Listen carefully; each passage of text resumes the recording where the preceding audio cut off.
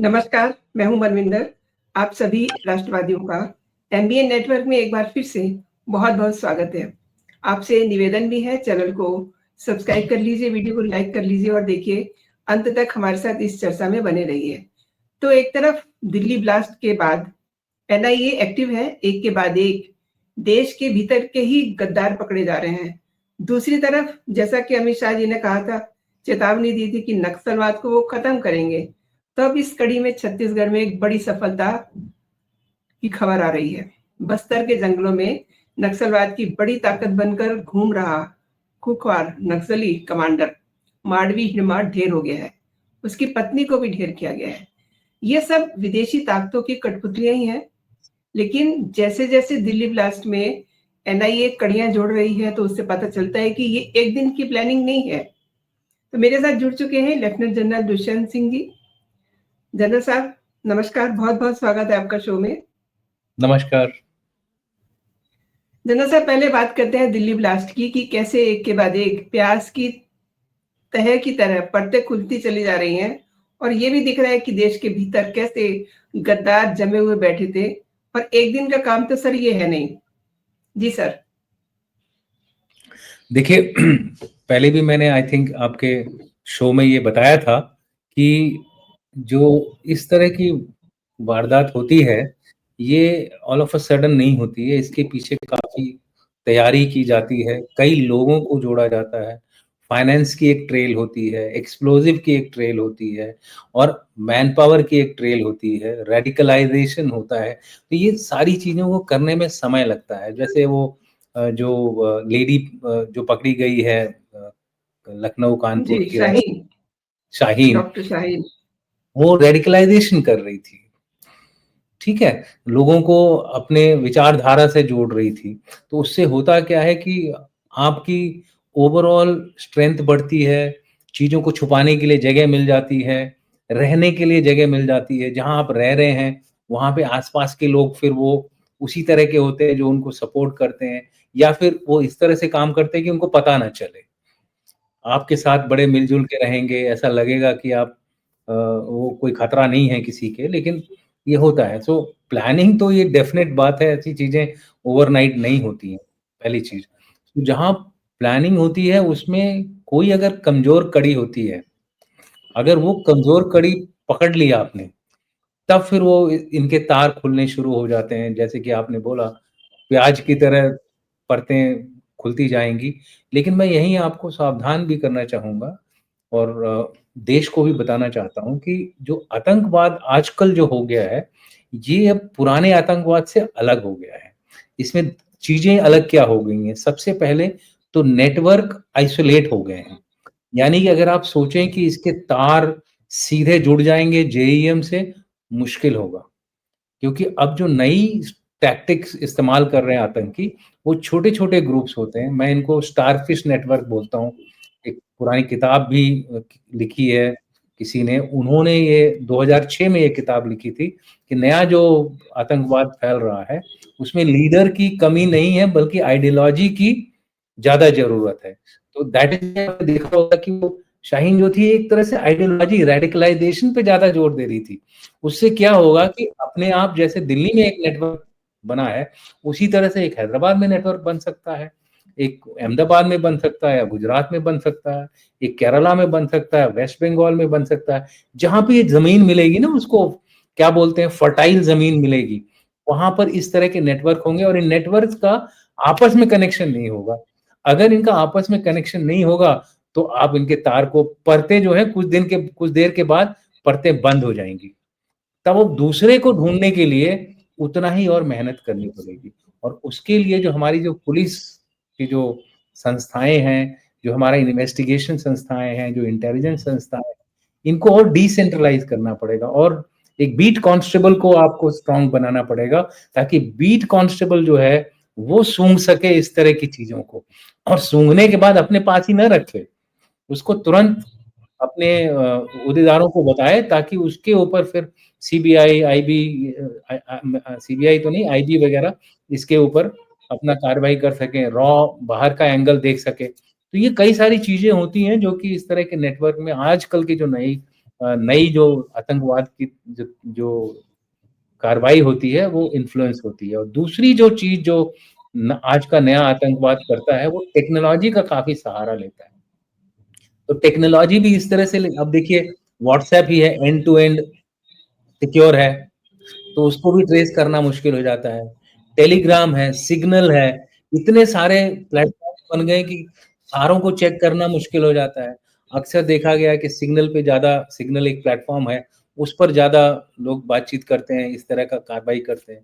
Emails के through भी कई सारी ऐसे प्रोसीजर्स हैं जिसके थ्रू कि हम बिना ईमेल को भेजे ही हम एक मैसेज को वो कर लेते हैं। आप ड्राफ्ट बॉक्स में अपना मैसेज डाल दो और उसका पासवर्ड जो है पूरे नेटवर्क को पता है। तो सभी लोग क्या करते हैं, रोज अपना वो उसको खोला और कल की हुक्म उस ड्राफ्ट में लिखी हुई है। किसी ने ईमेल को जो ड्राफ्ट है उसमें ईमेल डाली और ड्राफ्ट में ही छोड़ दिया। अब जो दूसरा आदमी है उस नेटवर्क का, वो उस ईमेल की उसी की ईमेल की जो जिसने भेजा है उसका पासवर्ड जानता है। वो ईमेल खोलेगा और फिर वो ड्राफ्ट पढ़ेगा और उसके बाद छोड़ देगा ऐसे ही। अगर मान लीजिए 3-4 लोगों को पढ़ना है, एक बार सबने पढ़ लिया, जब वो लास्ट वाला पढ़ लेता है वो उसको डिलीट कर देता है ड्राफ्ट को। तो ना ड्राफ्ट रहा, ना मैसेज कहीं गई, तो बिना ट्रांसमिशन के ये सारी कार्रवाइयाँ हो जाती हैं। तो ऐसे समय में इसीलिए मैंने बोला है इंटेलिजेंस एजेंसीज का आजकल काम और बढ़ गया है और दिक्कत वाला हो गया है। टेक्नोलॉजी पकड़ने में आसानी जहाँ है उसी तरह से उसको जो बैड गाइज बोलते हैं, जिनको टेररिस्ट बोलते हैं, इनको भी बहुत मौका मिलता है। डार्क वेब जो है, बोलते हैं ना कि जो एक तो हम लोग जिससे बात कर रहे हैं ये इंटरनेट है, फिर इसके बाद आता है इसके नीचे वाला एक वेब जिसमें पासवर्ड और ये सारे प्रोटेक्शन होते हैं, फिर आता है एकदम नीचे जिसको डार्क वेब बोलते हैं। और ये जो डार्क वेब, इसमें बहुत सारी ऐसी एक्टिविटीज होती हैं। तीसरी चीज जो आजकल आतंकवादियों ने वो करनी शुरू करी है वो बाइनेंस है। बाइनेंस क्या होता है? बाइनेंस होता है, अब उसको ट्रेस करना और भी मुश्किल है। पहले तो भाई पैसा जाता था, ये करते थे, हवाला ट्रेल मिल जाती थी इनकी। अब बिट करेंसी की वजह से, क्रिप्टो करेंसी की वजह से टेररिस्ट को और भी एक मौका मिल गया है अपना पैसा इधर-उधर करने के लिए। तो ये कई सारी चीज़ें जो हैं आज की डेट में मुश्किल पैदा करती हैं एक इंटेलिजेंस एजेंसी को, लेकिन आपको सराहना करनी पड़ेगी अपने इंटेलिजेंस एजेंसीज़ की। उन्होंने जल्दी से जल्दी इस पे कार्य करके एक तो पहले बहुत बड़ा हादसा रोका और दूसरा अब उसकी परतों को खंगाल रहे हैं। और जितना हो सकता है इससे अगर कोई बाहर की लीड मिलती है, गुजरात की लीड मिलती है, हैदराबाद की लीड मिलती है, केरला की, सर, अपने डोभाल साहब और उनकी जो टीम है उनको वाकई सलाम करना पड़ेगा, उनका नमन करना पड़ेगा, क्योंकि जिस तरीके से ये डॉक्टर्स, इनका जो नेटवर्क उन्होंने डिकोड किया है और जिस तरीके से डॉक्टर्स सर काम कर रहे थे, दैट इज वेरी शॉकिंग। मतलब भारत को क्या इजराइल बनाने की तैयारी की जा रही है? देखिए ये हमारे समाज के अंदर हमारे जो बुद्धिजीवी हैं, इन लोगों के अंदर एक गलत धारणा है कि भाई आतंकवाद खाली गरीब लोग करते हैं या फिर खाली वही लोग करते हैं जो कि सताए हुए हैं। आतंकवाद आतंकवाद है, कोई व्हाइट कॉलर नहीं है, कोई ब्लू कॉलर नहीं है। आतंकवाद में पढ़े लिखे लोग ज़्यादा जाते हैं बनिस्बत अनपढ़ लोगों के। आप चारों तरफ से मैं एग्जांपल दे सकता हूँ। आप ओसामा बिन लादेन इंजीनियर था, अयमन अल जवाहिरी क्या है? डॉक्टर था। डॉक्टर की बात कर रही थी ना आप, वो डॉक्टर था। पाकिस्तान गया था उन लोगों रिफ्यूजीज की ट्रीटमेंट करने के लिए और खुद ही बन गया आतंकी। तो इसी तरह से आप देखिए वर्ल्ड ट्रेड टावर सेंटर के जितने भी लोग थे, वो सारे पढ़े लिखे थे। कोई पायलट की ट्रेनिंग ले रहा है, कोई किसकी ट्रेनिंग ले रहा है, कोई और सभी अच्छे घराने से थे। कोई गरीब नहीं था, कोई सऊदी अरेबिया का था, कोई कहीं का था। कहने का मतलब ये है कि जो आतंकवाद जो है ना, वो ज़्यादा डिपेंड करता है आइडियोलॉजी पर। पैसा भी ज़रूरी है क्योंकि कई चीज़ें तो लेनी पड़ेंगी ना, एक्सप्लोसिव लेना पड़ेगा आपको, डेटोनेटर लेना पड़ेगा आपको, रहने के लिए उनको पैसा चाहिए, खाने के लिए पैसा चाहिए जब तक भी ज़िंदा हैं, जब तक वो अपने आप को उड़ा ना ले। और साथ ही में उसके दिमाग को बदलना पड़ता है, तब जाके वो सुसाइड करता है। तो आइडियोलॉजी जो है वो ज़रूरी है। आइडियोलॉजी जो है कभी मरती नहीं है। आदमी मर जाएगा, भले ही मैं टेररिस्ट हूँ, मेरे को मार दिया आपने, लेकिन जो मेरा जो विचार है, जो मेरा ख़्याल है, वो हमेशा ज़िंदा रहता है। एक कम्युनिस्ट को कम्युनिज़्म ही सबसे अच्छा लगेगा, वही उसका धर्म लगेगा। एक एक न राष्ट्रवादी को राष्ट्रवादी ही सब कुछ सही लगेगा और एक आतंकवादी को अगर वो रेडिकल है, इस्लामिस्ट है, तो उसको वही सबसे अच्छा लगेगा। आप समझ रही हैं? तो उसके दिमाग जी में जी तो वो सही काम कर रहा है। तो ये जो दिमाग होता है ना, दिमाग को बदलना एक जिसको डी-रेडिकलाइज़ेशन की बात करते हैं, इतना आसान नहीं है। डी-रेडिकलाइज़ेशन आप सभी का नहीं कर सकते। किसी भी आइडियोलॉजी में एक हार्डकोर होते हैं, जिनको आप कुछ नहीं कर सकते। चाहे कितना भी डी-रेडिकलाइज़ेशन करो, वो मर जाएँगे लेकिन अपना जो आइडियोलॉजी छोड़ेंगे नहीं। फिर एक वो बीच वाले होते हैं जो इनको सपोर्ट-वपोर्ट करते हैं, ओवरग्राउंड वर्कर्स हैं, इस तरह के लोग हैं। वो भी तकरीबन इन्हीं की तरह होते हैं। बस सिर्फ फ़र्क ये है कि आपको समाज को दिखाएँगे कि वो नहीं, वो बैलेंस्ड आदमी है, बहुत अच्छे आदमी हैं, लेकिन उनके अंदर ये छुपा हुआ है। तो उनको भी डी-रेडिकलाइज़ करना बहुत मुश्किल है। डी-रेडिकलाइज़ खाली उन्हीं को कर सकते हैं जो ऊपरी सतह पे फेंस सिटर हैं, जो थोड़ा बहुत सहानुभूति रखते हैं इस तरह की बातों से, उनको आप डी-रेडिकलाइज़ कर सकते हैं। जो बाकी हैं उनको तो आपको हार्ड पावर से ही खत्म करना पड़ेगा। उनको ताकत से और काइनेटिक तरीके से यानी कि लड़ करके ही खत्म करना पड़ेगा। अगर आप सोचें कि उनको आप बातचीत करके ठीक कर सकते हैं तो हार्डकोर आदमियों को नहीं कर सकते। क्योंकि वो तो बना ही इसीलिए, उसने अपने आप को बनाया ही इसीलिए कि मैं आपका नुकसान करूँ। लेकिन सर, एक चीज और है ना, देखिए जिस तरीके से अल्फला यूनिवर्सिटी से अब डॉक्टर धीरे धीरे वहां से फरार हो रहे हैं, तो देखिए ये वो दिखाता है कि दो चीजें दिखाता है सर। एक तो हमारी जो एजेंसियां हैं वो बहुत एक्टिवली काम कर रही हैं, दूसरा उनके पीछे जो लोग हैं वो लोग भी बहुत एक्टिव है सर। देखिए अब इनके इनके सर लिंक जो है वो बांग्लादेश से जुड़े हुए निकल के आ रहे हैं, क्योंकि अभी 2 दिन पहले ही कुछ लोगों को रिमांड पे लेकर के जब उनसे पूछा गया तो उन्होंने सारे राज उगले। एंड अब उसी के बाद ये पता चल रहा है कि किस तरीके से इनके बांग्लादेश से कनेक्शन है। एंड वहीं पर देखिए शेख हसीना को फांसी की सजा भी सुनाई गई है। ओके, देखिए जी जहाँ तक बांग्लादेश का सवाल है, बांग्लादेश इस समय रेडिकलिस्ट के कंट्रोल में है। जो हार्डकोर इस्लामिस्ट हैं, वहाँ के राइट विंगर में अगर बात करूँ ऐसी, तो वहाँ के जो राइट विंगर हैं, उनके कंट्रोल में हैं और उनका जो पुराना रिश्ता रहा है पाकिस्तानी आर्मी से। तो जैसे ही ये तख्तापलट हुआ है शेख हसीना जी का, उसके बाद से पाकिस्तान आईएसआई जो है वहाँ पे अपने कई ग्रुप्स भेजे हैं उन्होंने, एडीजी एनालिसिस आईएसआई उनको भेजा, उसी के बाद उनके सीनियर ऑफिसर्स भी आए हैं। तो ऐसे करके वो लगातार अपनी जो प्रेजेंस है, जो पुरानी वहाँ पे दब गई थी उसको वो कर रहे हैं, रिजेनरेट कर रहे हैं। जो टेररिस्ट थे वहाँ पे जो बंद किए गए थे, उनको छोड़ दिया गया है। तो वहाँ पे ऑटोमेटिकली इस समय पाकिस्तान का इन्फ्लुएंस बहुत ज़्यादा है। चाइना का तो इन्फ्लुएंस है ही है और इसी के अंदर जो और खलबली मचा रहे हैं और रोहिंग्याज मचा रहे हैं। म्यांमार से लोग जो आ रहे हैं वो भी इन्हीं में मिक्स हो रखे हैं। तो कहने का मतलब है वहाँ पे एक बहुत ही मैं कहूँगा एनार्की फैली हुई है, ठीक है? और यूनुस भाई साहब जो हैं वो तो बिल्कुल ही मुझे समझ नहीं आ रहा है कि वो किस तरह के आदमी हैं। कहने को उनको बोलते हैं हमें नोबेल प्राइज़ मिला है। मैं तो बोलता हूँ नोबेल प्राइज़ के बिल्कुल ही लायक नहीं है। उनको नोबेल प्राइज़ के बारे में तो मतलब किसने दे दिया मुझे यही सोच-सोच के शर्म आती है कि ऐसे आदमी को कहाँ से नोबेल प्राइज़ दे दिया गया, जो कि एक देश को ही डुबाने में तुला हुआ है। वो अपने देश को डुबा रहा है।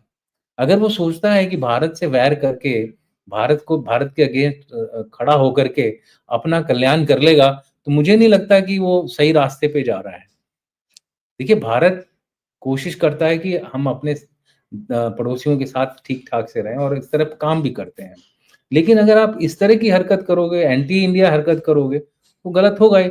आपने शेख हसीना का ट्रायल किया है, वो एक ट्रायल के नाम पर एक बदनुमा धब्बा है। एक फसाड है, और आप चाहते हो कि हम प्रत्यार्पण कर दें। ऐसे थोड़े प्रत्यार्पण कर देंगे भाई। अगर आप एक एक प्रॉपर तरीके से कुछ करो तब तो हम सोच सकते हैं। और प्रत्यार्पण संधि में भी ये लिखा गया है कि अगर पॉलिटिकली कनेक्टेड है अगर आपका जो ये मुकदमा वगैरह, तो हम बाध्य नहीं है आपको वो करने के लिए, प्रत्यार्पण करने के लिए बाध्य नहीं है। हम उस पर अपना अलग से, और हमारे जो एक्सटर्नल अफेयर्स मिनिस्ट्री है उन्होंने स्टेटमेंट भी ऐसी दी है कि भाई जो भी होगा हम अपने हिसाब से इसको मेजर करेंगे, उसके बाद ही हम कुछ कार्रवाई करेंगे। इनफैक्ट उन्होंने चिप्पू साधी हुई है, और वो सही अप्रोच भी है, सही अप्रोच भी है। ये facade, it's a facade of a trial. And अगर उनमें जैसे बोला है शेख हसीना ने, अगर आप में दम है तो इंटरनेशनल कोर्ट ऑफ जस्टिस में जाइए ना, वहां पे लड़िए केस, वो केस लड़ ही नहीं पाएंगे, इट विल फॉल फ्लैट। सो उनको वकील रखने की इजाजत नहीं दी। तो पाकिस्तान, सॉरी उसके चीफ ने क्या बोला था, पाकिस्तान के चीफ ने, अगला हमला नॉर्थ ईस्ट से होगा, सॉरी ईस्टर्न साइड से होगा। ईस्टर्न साइड क्या बांग्लादेश है, तो हमने भी अपनी चौकसी बढ़ा दी है, हमने भी अपना पूरा जो बॉर्डर है वो सील कर दिया, और ज्यादा पोस्टें वहां बना दी हैं। का जो कनेक्शन है बांग्लादेश से वो उसी समय से जुड़ा हुआ है। दूसरी बात जो मैं आपको बताना चाहता हूँ, बांग्लादेश आर्मी जो है वो पहले से ही पाकिस्तानी आर्मी थी, तो उसमें हमेशा प्रो पाकिस्तानी जनरल रहे हुए हैं। अब इसका एक सीधा साधा उदाहरण ये है कि जो बांग्लादेश के जो अभी इंटरिम सीईओ बोलते हैं यूनुस साहब, उन्होंने अपना एक अलग लेफ्टिनेंट जनरल अपॉइंट किया हुआ है एज एडवाइजर, और चीफ को साइडलाइन कर दिया है। तो ये भी एक देखने वाली बात है कि बांग्लादेश आर्मी के अंदर ही ऐसे लोग हैं जो कि इस तरह की एंटी इंडिया चीजों को बढ़ावा दे रहे हैं। और पाकिस्तान के जो चीफ हैं वो थोड़ा साइडलाइन हो चुके हैं। उनका पहले भी शेख हसीना के साथ थोड़ा कनेक्शन था, उनके कोई रिश्तेदार भी थे वो। तो ये एक दूसरी जो बड़ी चैलेंज की बात है। तीसरी जो चैलेंज की बात है वो ये है कि चाइना जो है, चाइना का बांग्लादेश में काफी ज्यादा इन्फ्लुएंस है, और चाइना पाकिस्तान आपस में उनके तार जुड़े हुए हैं। और इसमें जो डॉक्टर्स जो पकड़े गए हैं उसमें से एक डॉक्टर तो डेफिनेटली, और मुझे जहां तक लगता है अल्फला के और भी डॉक्टर होंगे जिन्होंने चाइना में जाके एमबीबीएस किया है। अब चाइना में एमबीबीएस इन लोगों ने किया है, और पाकिस्तान से भी लोग जाते हैं एमबीबीएस करने, तो इसमें चाइना का भी तार जुड़ा हुआ है। तो कहने का मतलब ये है कि पाकिस्तान, चाइना, बांग्लादेश और वो जो रोहिंग्याज हैं, ये सारों का एक मिश्रण वहां बन चुका है। एक एक तरह से एक वहां पे एक खिचड़ी बनी हुई है जिसमें सभी हाथ धो रहे हैं, सभी फायदा उठा रहे हैं। अब ये कहना कि भारत के जो हमारे तंत्र हैं वो इन सब चीजों पे नजर नहीं रख रहे हैं, तो वो भी गलत होगा। हम लोग भी भाई, हमारे को अपनी सोवरेनिटी, हमारा जो इंटरेस्ट है उसको बचा के रखना है। तो इसलिए हमको थोड़ा सा उस बांग्लादेश के अंदर अपने खुफिया एजेंसीज को ज्यादा ध्यान देना पड़ेगा, ताकि अगर कोई एडवांस में ही हमको पता चल के इस तरह की कोई हरकतें हो रही हैं। और लास्ट पॉइंट जो बांग्लादेश से कनेक्ट कर रहा है वो ये है कि जैश ए मोहम्मद के साथ साथ एक उसकी एक ऑर्गेनाइजेशन है जिसको बोलते हैं हम अंसार उल गजवात, वो बांग्लादेश में एक्टिव है, और इंडिया में उसने अपना नाम बदल के रखा, थोड़ा बढ़ा दिया है, अंसार उल गजवात हिंद। तो इंडिया का जो फैक्शन है उसको हिंद बोलते हैं। ये जो शाहीन थी वो भी जेईएम की वुमन विंग की एक तरह से कमांडर थी। उसने भी जो था रेडिकलाइजेशन को अपना एक मुद्दा बनाया था, पैसे भी देती थी वो अपने, वो और उसका भाई इसमें काम करते थे। तो ऐसी कई सारी चीजें जो हैं जो कि तार जोड़ती हैं सीधे बांग्लादेश के साथ। पाकिस्तान के तार तो जुड़े हुए हैं, लेकिन जैसा कि मैंने कहा, जब तक भारत इस बार पक्का यकीन नहीं कर लेगा कि इसका पाकिस्तानियों का सीधा हाथ है, तब तक हम कोई उस तरह की कार्रवाई नहीं करेंगे। हमारा इस समय वक्त है ऑपरेशन इंदूर का, यानी कि इंडोर, अंदरूनी जो हमारे लोग हमको छल कपट कर रहे हैं, जयचंद जो हो गए हमारे, इन लोगों को जगह दिखाने का समय आ गया है। इन लोगों को जरा खींच खींच के गड्ढों में से, बिलों में से निकाल निकाल के इन लोगों को जेल का रास्ता, और जिसने बड़ा कुकर्म किया है उनको तो आपको पता है क्या सजा मिलनी चाहिए उनको। इस तरह के लोगों को अब बाहर निकालना है कानूनी प्रक्रिया के तहत। हम ये नहीं बोल रहे हैं कि कानून को ताक पे रखिए, नहीं, जो हमारे कानून है उसके हिसाब से काम करना है। तो आप बिल्कुल सही हैं, पाकिस्तान, बांग्लादेश, चीन, मैं तो सभी के तार इनसे जोड़ दिए, आपको मैंने एग्जाम्पल से बता ही दिया। हाँ जी। सर हमारे जो चीफ साहब हैं, आर्मी चीफ, प्लस हम्म, हमारे डोभाल साहब ने तो ये कह दिया था ना बिल्कुल साफ-साफ कि हम अगर बनाना जानते हैं तो हम तोड़ना भी जानते हैं। ये हाँ उन्होंने जी, बांग्लादेश के लिए कहा था। एंड हाँ जी, हमारे जो आर्मी चीफ साहब हैं, उन्होंने अभी 2 दिन पहले ही कहा है कि हमारा जो अ, उन्होंने पाकिस्तान को कहा था कि हमारा op Sindoor is going on, hmm. अभी बंद देखिए नहीं हुआ है। तो समय-समय देखिए पे इन लोगों को चेतावनी तो दी जा रही है सर। सर, देखिए ऑफ सिंदूर का जो स्टेटमेंट है वो तो प्राइम मिनिस्टर ने दिया है, और हम लोग क्योंकि सिक्योरिटी, ऑर्गेनाइज सिक्योरिटी हमारा मेन मुद्दा है, तो हमारे लिए तो ये पत्थर की लकीर है।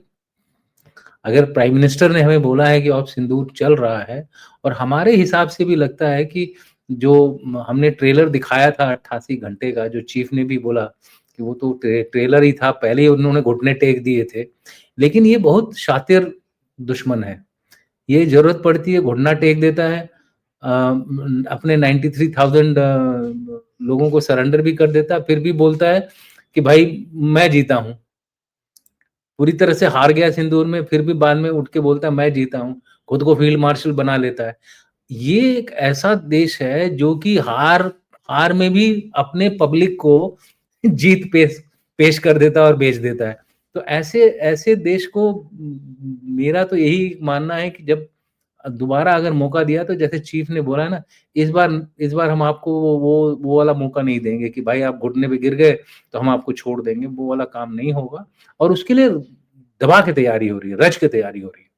इतना मैं आपको बता दूं कि आर्म फोर्सेस जो हैं इस समय अपनी फुल थ्रॉटल प्रिपरेशन कर रहे हैं, और पाकिस्तान का नामो निशान मिट जाएगा। सर आपने अब बहुत बड़ी और खुश करने वाली बात की है, तो थोड़ी-सी बात करते हैं छत्तीसगढ़ की और बस्तर की, जहाँ पर जैसा कि अमित शाह जी ने कहा था कि सफाया हो जाएगा नक्सलवाद का, तो ये उन्होंने खुरचना शुरू कर दिया है। पहली सरकारें तो इन्हें पाल रही थी, उन्हें इतना लगाव क्यों था? अब अमित शाह जी ने देखिए ना, ढेर लगा दिए हैं। नक्सलवाद जो हम बोलते हैं, नक्सलवाद is nothing but hard form of communism. अब नक्सल, आपको पता होना चाहिए, भारत का एक वो है, जगह थी नक्सलबारी, वहां से शुरू हुआ था, ये खत्म भी हो गया, लेकिन दोबारा इसने अपना सर उठाया। ये जो हमारा रेड कॉरिडोर बोलते हैं, जो बीच में, पहले तो इसमें कुछ पोर्शन उत्तर प्रदेश का भी था, बिहार, उत्तर प्रदेश, कुछ पोर्शन बंगाल का, झारखंड, छत्तीसगढ़, आंध्र प्रदेश, तेलंगाना, महाराष्ट्र, ये पूरी की पूरी बेल्ट जो थी वो रेड बेल्ट कहलाती थी। अब उसमें देखिए धीरे धीरे धीरे धीरे इनका काम तमाम हो रहा है। अब जैसे हैदराबाद की, सॉरी, आंध्र प्रदेश की जो गवर्नमेंट थी, उन्होंने बहुत अच्छा काम किया। सबसे पहले उन्होंने नक्सलवाद को अपने इलाके से, महाराष्ट्र, बहुत अच्छा काम किया। कुछ जगहों पे गवर्नमेंटें बार बार बदलती नहीं, उसकी वजह से भी काम में रुकावट हुई। अब दोबारा ये गवर्नमेंट आई है, इसने एक बीड़ा उठाया है कि भाई हम नक्सलवाद को एकदम जड़ से खत्म करेंगे। मैं सिर्फ अपने देशवासियों को एक सिर्फ चेतावनी देना चाहता हूं कि आतंकवाद कभी जड़ से खत्म नहीं होता है। आतंकवाद 2000 साल, 2500 साल से चल रहा है। उसके रूप बदल जाते हैं, उसका तरीका बदल जाता है, लोग बदल जाते हैं, आइडियोलॉजी बदल जाती है, वो सारी चीजें होती हैं, लेकिन आतंकवाद तो रहेगा। किस फॉर्म में रहेगा अगला जो आतंकवाद होगा, वो किस, हो सकता है अगला आतंकवाद आतंकवाद हो, जिसमें टेक्नोलॉजी से आतंक आतंक किया जाए।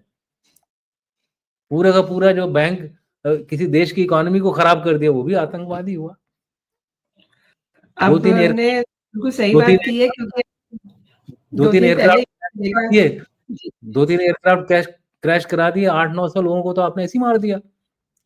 आपको लड़ना भी नहीं पड़ा, खाली बैठ करके डार्क वेब में आपने स्पूफिंग करी, कुछ एयरक्राफ्ट ने उसको इग्नोर किया और वो लैंड हो गए, गलत जगह पे लैंड हो गए। वहां पे न, क्या बोलते हैं, बिफोर ही रियलाइजेस एक्सीडेंट हो गया, वो क्रैश हो गया एयरक्राफ्ट। तो इस तरह की कई सारी चीजें हो सकती हैं, तो हमें हमेशा चौकन्ना रहना पड़ेगा इन सब चीजों से। आपने सर बिल्कुल सही कहा और मेरे दर्शकों को आपने इस मुद्दे पे बहुत विस्तार से बताया है। मेरे लिए आपने समय निकाला सर, और मेरे शो के लिए समय निकाला। बहुत-बहुत धन्यवाद आपका सर। Thanks a lot. जय हिंद, जय भारत। जय हिंद, जय भारत।